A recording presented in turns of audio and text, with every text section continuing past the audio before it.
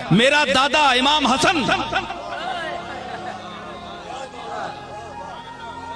6 महीने शबीह रसूल, जिसे देखकर मोहम्मद अरबी के चेहरे की याद ताजा हो जाती थी, जिसके चलन में रसूलों का खिराम था,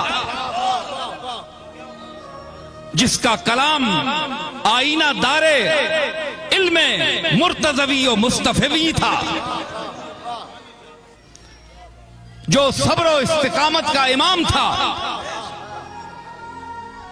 शबीह रसूल इमाम हसन, जरा अखियां बंद करके तो कोई इमाम हसन आने पे हैं?